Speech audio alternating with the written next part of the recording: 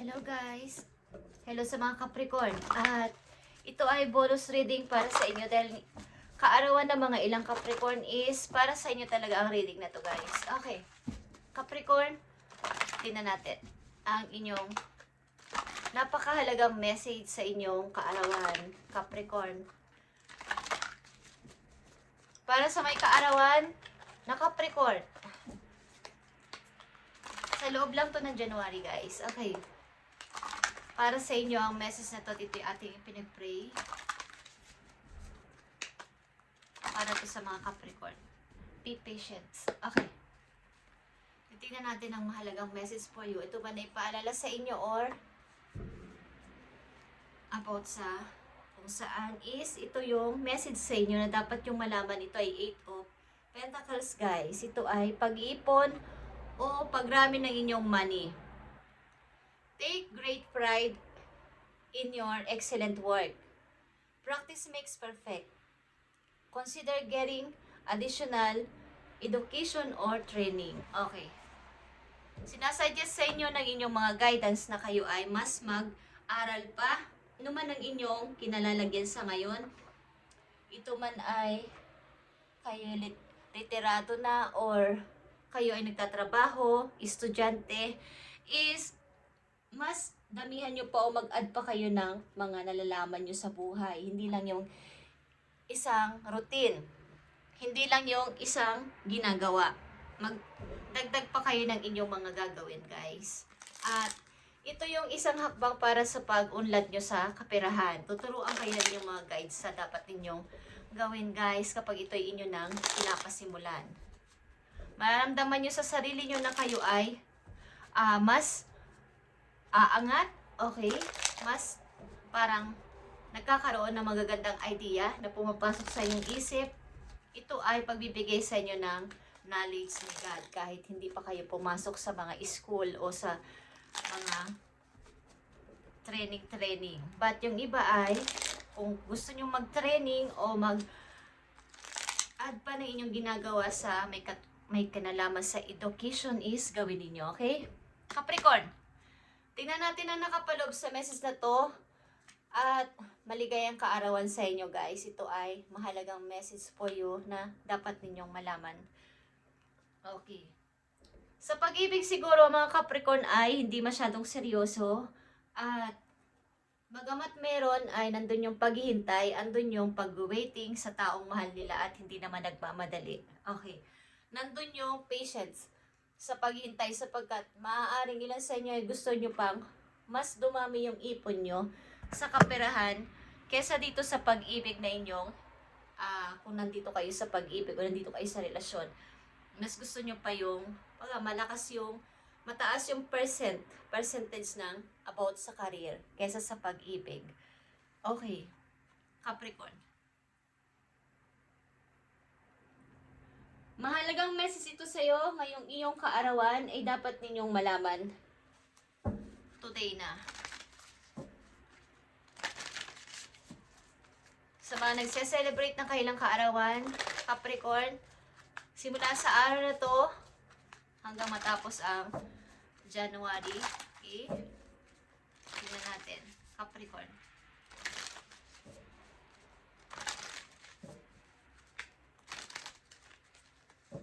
Ang mahalagang message po you.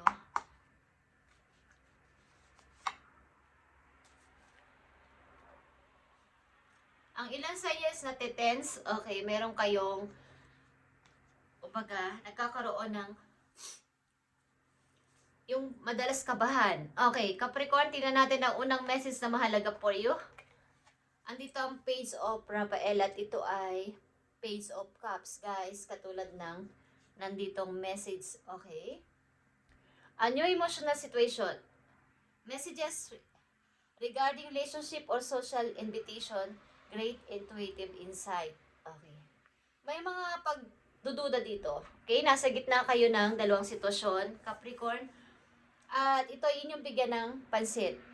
Andito yung inyong pag-doubt about sa mga nagme-message sa inyong person, about sa pag-ibig, at mga invitation galing sa social media o sa mga tao sa paligid. Okay. At bigyan nyo to ng pansin kung inyong bibigyan ng oras or i-ignorein nyo. Nandito kayo sa gitna. Sapagkat ang ilan sa inyo dito ay nabigo o nagkaroon ng kabiguan sa pag-ibig sa mga nakaraan ninyong relasyon o taon sa buhay ninyo. At maaari may bagong taong may message sa inyo o nagpapalipad hangin o nagpapapansin sa inyo. Ito ay bagong tao. Guys, ito ay new emotional solution. Kumbaga, huwag niyo munang husgahan ang tao na to na paparating sa buhay ninyo. This time, bigyan niyo siya ng chance na ipakilala ang sarili sa inyo at ang kanyang intention. Malalaman niyo ito kung totoo ang intention sa inyo. I-open niyo ulit ang inyong sarili o ang inyong puso sa pagmamahal. Okay? I-open niyo ulit ang inyong puso sa pagmamahal. Ang ilan sa inyo ay takot ng magmahal. Yeah. Nakikita nyo ba ang offer ng tao na to sa inyo? Guys, Ace of Coins. Big offer, Capricorn. Galing sa isang person. Guys, andito yung The Hangman. Andito yung pag-iisip at nakahangka talaga na ayaw mo munang mag-decide sa message na to, sa invitation na to, sa offer na to, Capricorn. Yeah, guys. Nakikita nyo ba to? Amen. Ang message sa inyo dito sa bonus reading ay about sa inyong love life. Bago itong person na mag-aalok sa iyo ng magandang buhay, Capricorn, at ito ay maaring taga-ibang lugar, maaring ibang lahi, hindi mo katulad ng country. Okay, ibang lahi ito, Capricorn. Ito ay nandito ka sa gitna ng pag-iisip. Kung tatanggapin mo to o hindi. Ito ay, kaya nagkakaroon ka ng tension o natetense ka. Bagong person ito, Capricorn, at ito ay bagong magpapatibok ng puso mo. Huwag mo itong, kumbaga maging aware ka sa kanyang intention. Huwag mo munang i-judge ang person na to na baka katulad din siya na mga nauna mong karlasyon, naging asawa mo, is huwag mong, huwag mo itong, nakakakita ako dito ng happy family, guys. Okay, at new beginning sa mga susunod mong message. Okay? Bubuo ka ng pamilya in the near future kasama ang person na to, bagong person na to sa buhay mo, Capricorn. Kung ito ay iyong tatanggapin. Mukhang kayo ay nagmamatigas na sa inyong puso. Ayaw niyong tingnan o pakinggan ang offer ng tao na to o i-accept. Nandito yung pagdadalawang isip. Okay, bonus reading sa mga Capricorn sa kanilang kaarawan simula sa araw na to. Kung ito ay ibang lahi, medyo parang black. Okay? American. Pakistan. Okay. Something. Mahuhumaling ka dito o nahuhumaling kayo sa isa't isa, guys. Ang taon na to ay may big offer sa'yo, lalo na sa kagandahan ng pamumuhay, bagong pasimula ng pagbuo ng pamilya, Capricorn.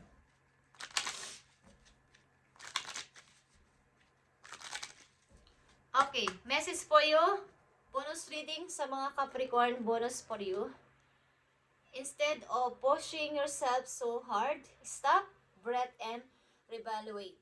You are doing enough, Capricorn, even if it doesn't feel like it. Don't wear yourself out to the point of it is not worth it. Balance your time more wisely. Okay. Sa halip na ikaw ay matense at mag-isip ng kung ano-ano pa, mag-advance ng pag-iisip about this situation is something na ikaw ay magpahinga, mag-relax, i-relax ang sarili at para makapag-isip ng mabuti dito sa sitwasyon na to. Para mabigyan mo ng solution o mabigyan mo ng decision, ano ba ang gagawin ko dito? Feeling, ano ka naman dito? Satisfied ka at masaya ka. Kaya lang andun yung doubt. Tatanggapin ko ba to o career muna? Okay. Go deeper, Capricorn. Ito ay maaaring kayo ay dealing sa Scorpio or nai-involve kayo sa Scorpio, guys. Mas taliman mo pa at E-grounding, Capricorn. Huwag masyadong mag-advance ng pag-iisip at mag-judge sa mga taong paparating sa inyong buhay simula sa araw na to, lalo na sa pag-ibig. Huwag kang masyadong mag-advance ng pag-iisip na baka ikaw ay lulukuhin lang ng person na to. Tingnan natin ang message pa dito, Capricorn. Happy birthday sa inyo guys. At kayo ay umiibig. But may pagdududa. May mga message talaga sa inyo ng opportunity guys. Message ng love and opportunity meron. At ito ang pagpapasimula ng new beginning. New beginning sa buhay mo at pagpapasimula ng bagong tahanan, bagong pamilya na gusto mong mangyari, na magkaroon ka ng masayang family sa mga hinaharap. Okay. Six of Swords is here. The Devil or Temptation, guys. And the Page of Wands. Yeah, guys. Ang ilan sa inyo talaga ay lumayo sa mga tao nagbibigay sa inyo ng sama ng loob at sakit sa kalooban. At tinupad o tutupadin mo yung gusto mo, sinidesire ng heart mo na ito yung gusto ko, dito ko masaya. Ang ilan sa inyo ay mahilig mapag-isa at lumalayo o lumayo sa mga taong nagbigay sa kanila ng kinasama ng inyong kalooban. Okay, maaring andito yung Capricorn na natuto sa buhay na hindi lahat ay pwedeng pagkatiwalaan. Maaring kayo ay sobrang nasaktan pagdating sa pag-ibig na to guys. At may dumarating na bagong picture na person is nakahang ito. Parang, wait lang. Hindi pa ako pwedeng mag-oo sa'yo o sumagot ng kung ano-ano. Kung gusto mo ako is maghintay ka. Kaya ang una kong nasabing words dito ay patience guys. Meron dito mahaba ang pasensya sa relasyon. Okay. Tingnan natin Capricorn ang message pa po yun dito sa inyong sitwasyon. Andito ang divine fruit at ito nga ay pag-ani ng iyong mga naitanim dati. Bigay ito ni God sa'yo kaya wag mo tong pahindian. Ang offer na to, ito ay bigay sa'yo bilang pag-ani sa iyong pagsisikap, pagtitiis. Ito ay isang fruit na punong-puno ng reward para sa'yo. I am nurtured by the divine sun. The fruit I very reflect my inner lights. Okay guys. Bunga ito ng iyong pagsisikap at pagtitiis sa haba-haba ng iyong pagtitiis sa buhay. Maaaring kayo ay dumanas ng masakit sa inyong kinalagyang sitwasyon o relasyon sa mga nakaraan yung taon sa buhay. Capricorn is magkakaroon na ito ng pag-aani. Okay? Aani kayo ng masarap na prutas, guys. Okay. Tingnan natin ang dapat ninyong tandaan at ingatan sa simula sa araw na to. Happy birthday, Capricorn. Maraming message dito. Want. Mag-isipan mo itong mabuti. New emotion ito. Parang bagong tao. Bago mo ring nararamdaman. Parang long time. Parang kailan ko ba naramdamang umibig ulit? Okay. Kailan ko ba naramdamang maging masaya? Kailan ko ba naramdaman ang totoong pag-ibig? Pag-ibig na ba to? Okay. May pagtatanong. Okay, dapat yung malaman at ingatan simula sa araw na to. Thank you, Spirit. Nakikita nyo to guys? Dapat yung malaman na kayo ay magbubuo ng masayang family. Katulad sinabi ko, bibilhan kayo ng bahay ng tao na to. Kung kayo ay babae at kung kayo lalaki, maaaring bibili kayo ng bahay, magpapatayo ng bahay o bibili ng bahay para sa inyong family at sama-sama kayo doong magtitira guys. Ito ay new beginning sa buhay mo. Okay, new beginning ito with your family. Starting a new life, finding your purpose, forgiving and compassionate review of the past. Okay. Ang inanding Capricorn dito ay makikipagbalikan sa kanilang dating naging karelasyon. Kaya may pagdududa. May offer ang new person, but love nyo pa rin ang dati nyong person. So, kaya nasa gitna kayo, ilang Capricorn dito. Okay. Ito ay foundation and achievement. Nakadepende to sa inyo kung sino ang pipiliin nyo sa dalawang to. Sa dalawang tao, nagtatalo sa inyong isip. But, tingnan yung mabuti ang nangyari sa inyong nakaraan. Kaya nandito na naman ang lovers at ito ay harmony, guys. Ito ay ito ay yung happiness. Okay. Energy ng Scorpio, Aries, Leo is malakas dito, guys, sa tao o energy na lalapit sa inyo o lumalapit sa inyo. Okay, at maaaring bubuo ka ng bagong family at magsasama kayo sa isang bubong ng tao na to with your child kung may anak ka na sa una or magkakaroon kayo ng anak. Agad-agad, guys. Ang ilan sa inyo agad-agad na magbubuntis. Okay? At bubuo ng masayang pamilya dito. Uunlad ka rin sa kaperahan at mararamdaman mong magkakaroon ka na ng freedom sa kaperahan. Thank you, Capricorn, at happy birthday sa inyo lahat, guys. At pagpalain kayo ni God. Pag-isipan mo itong mabuti. Ang mga messages na dumating sa'yo, ito ay puro messages at big offer ng isang tao nagmamahal sa puso mo. Maaring ang offer na to galing sa taong hindi mo naman masyadong kilala pa, but mayroong paghusga, mayroong pagdadoubt. At maaaring ilang Capricorn dito ay nahuhumaling pa rin sa kanilang dating minahal at gustong maibalik ito. At depende sa inyo kung paano nyo to i-handle ng tama.